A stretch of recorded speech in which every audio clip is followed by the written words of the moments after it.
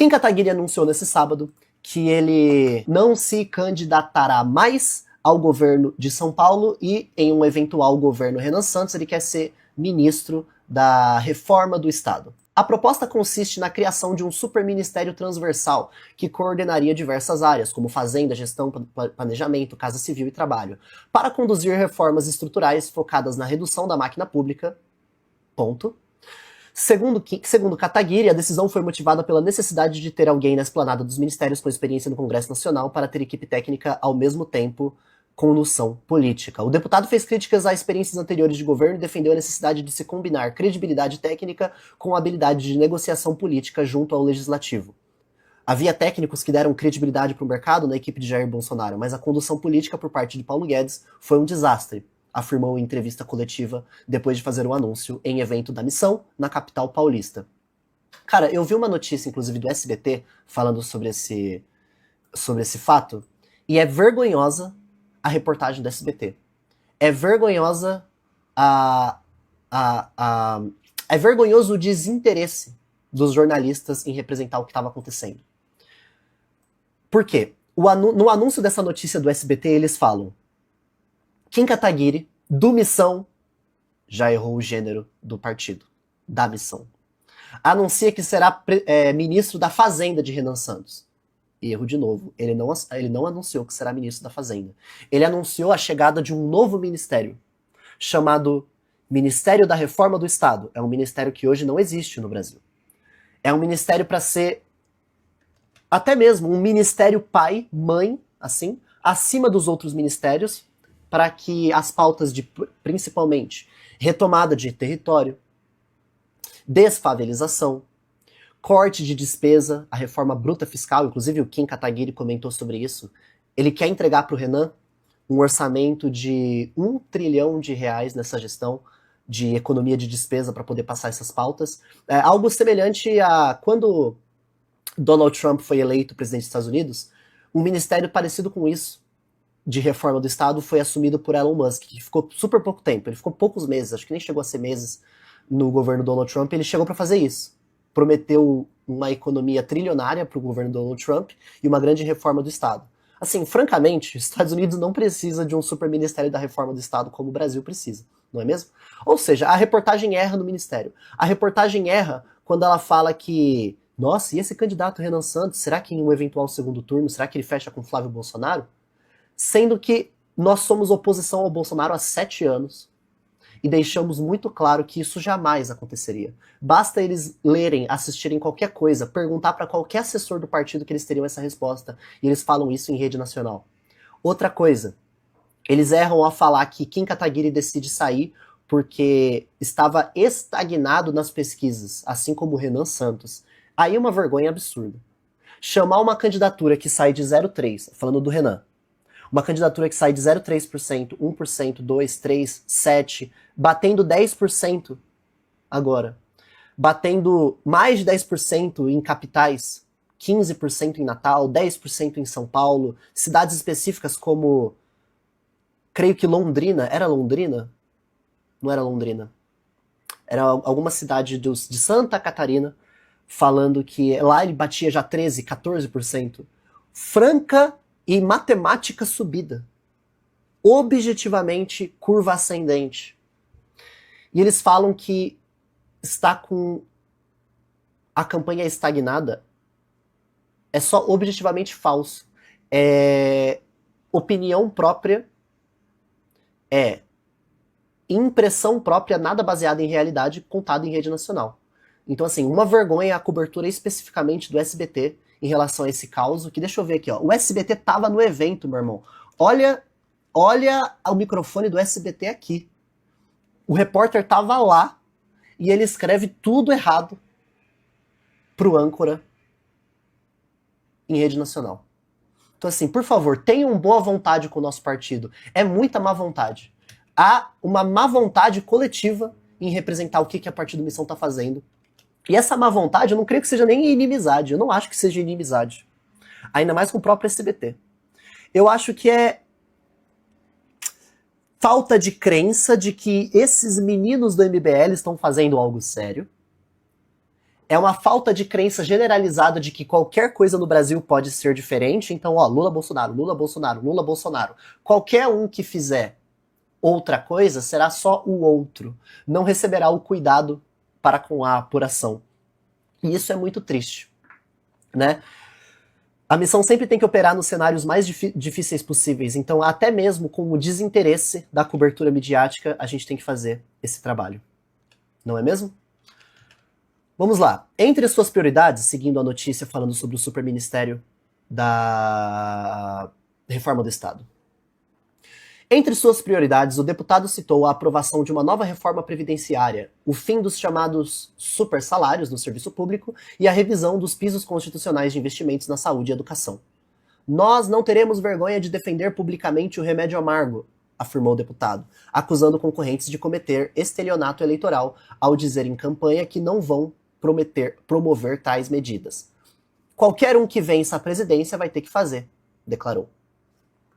E, por fim, embora ainda não tenha feito nenhum convite, Kataguiri afirmou que vai beber da fonte da equipe do Plano Real e dos economistas. Essa parte do discurso eu vi ao vivo lá, porque essa parte ele não falou na coletiva, essa parte ele falou no próprio evento, né, lá com todos nós. Ele falou de beber da fonte dos economistas Marcos Lisboa, Samuel Pessoa, Zeina Latif, Mário Mesquita, Mansueto Almeida, Marcos Mendes, Helena Landau. Isso aqui, assim, eu marejei. Neste momento, eu lacrimejei. Não vou falar por onde. Porque o Plano Real foi a última grande iniciativa reformista séria do Brasil. Não é mesmo? Eu já exaltei o trabalho de Fernando Henrique Cardoso na semana passada, inclusive falei que ele foi ministro de Estado do Itamar Franco, que havia sido colocado lá quando o Tancredo morreu, né? Eu errei. Não foi. Itamar Franco era vice de Collor. Quando Collor foi impeachmentado, Itamar Franco assume, e FHC foi ministro da Economia e da Fazenda de Itamar Franco. E eu exaltei o trabalho de FHC por ter sido o último presidente que tentou reformar alguma coisa no Brasil. O último presidente inquieto em relação à forma como o país funciona, o que é muito interessante porque a Constituição havia acabado de passar, a Constituição não tinha nem 10 anos de idade, e alguém já chega falando, tem que refazer tudo. O Brasil nasce sendo reformado. Os primeiros presidentes após a aprovação da Constituição perceberam isso, e os presidentes posteriores a isso não o fizeram. Não é mesmo? E o Brasil de 2026 pouco difere do Brasil de 2006. Portanto, ele levantar os nomes de Helena Landau, Mário Mesquita, Mansueto Almeida, que fizeram parte da construção do Plano Real, e falar que esses caras estão por perto, e tem contato com eles, só não há um convite oficial, isso muito me empolga. Isso muito me empolga. O Kim demonstrou durante a atuação dele no Congresso nos últimos 8 anos ser muito diligente. No seguinte sentido, tem algo para votar? Eu vou ler o que tem que votar e vou votar de acordo com o que eu realmente acho. Só isso é muito meritoso, porque a maior parte mesmo dos nossos deputados recebem da liderança. Ó, o partido vai votar assim. Ó, o partido vai votar assado. Ele vota lá de acordo com o que o líder de bancada mandou e boa! Bora pra casa. O Kim não. Ele sempre fez o trabalho mecânico de receber a pasta no gabinete, abrir o projeto, ler o que está sendo proposto e votar com independência, ainda que apanhe de quem que seja. E por que a gente sabe disso? Porque para tudo que chega para ele votar e para ler, ele nos conta. Ele fala, ó, galera, essa semana o projeto é esse. Ele tem até um podcast chamado Gabinete 747, podcast 747 ou 474, uma coisa assim, que é lá no Valete Plus, que é o número do gabinete dele, lá no Congresso. Em que ele fala, ó, essa semana vai ser votado tal coisa, o projeto é esse, tal, vou votar assim. Ele sempre foi transparente com o eleitor dele do que ele estava votando. Portanto, essa seriedade, apesar do Kim ser memeiro, piadista, nerd, otaku, isso não tira o fato de que a partir do momento que ele põe o terno e precisa votar sério, ele vota sério. Portanto, eu confio na decisão dele de não sair pro governo, me entristeço porque eu queria que ele fosse governador, me entristeço, porém confio, confiarei que é a melhor decisão. Vamos aguardar se o Partido Missão decidirá ter chapa em São Paulo, de governador, deverá ter palanque. E o posicionamento da missão é, ou teremos pré-candidato aqui em São Paulo, ou será alguém nosso, ou não apoiaremos ninguém. E eu acho que está correto. Ou tem que ter o próprio, ou não apoiar ninguém. Eu acho que tá correto. Isso pro primeiro turno. Em um eventual segundo turno, muito provavelmente entre Tarcísio e Haddad, a maior parte da base da missão deve votar com Tarcísio. Eu, inclusive, apesar de em 2022 eu ter anulado meu voto. E por que eu anulei? Eu anulei porque o Tarcísio era só o candidato bolsonarista do Bolsonaro, né? Ele tava lá só pra ser o Bolsonaro em São Paulo. E eu tava com tanta raiva do Bolsonaro em 2018, perdão, em 2022, que eu anulei pra presidente e eu anulei pra governador também. Entretanto, o Tarcísio teve um governo nota azul. Foi um governo nota azul. Eu não falarei se é de 6 a 10, mas eu vou falar que é nota azul. Mesmo que você não precisa se esforçar muito para ser nota azul em São Paulo. São Paulo, ele se autossustenta.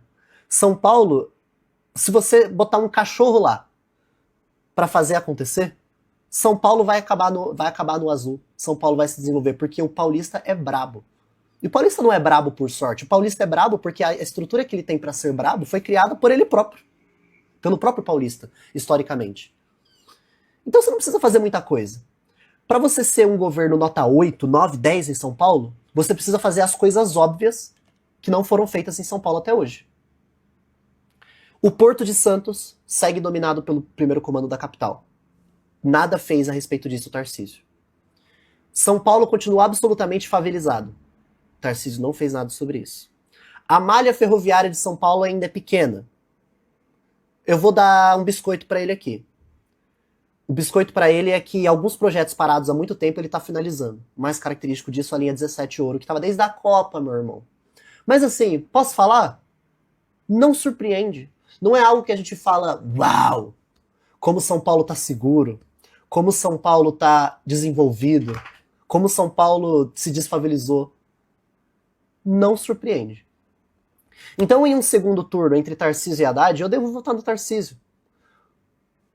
Porém, sem empolgação alguma, torcendo para que a missão tenha candidato próprio em São Paulo. O que mais me empolga, dane-se esses caras, dane-se esses velhos, o que mais me empolga é o partido da... É o Ministério da Reforma do Estado, que vem aí para ser colocado no governo Renan Santos. Grandes momentos vêm aí, meus amigos, grandes ventos vêm aí.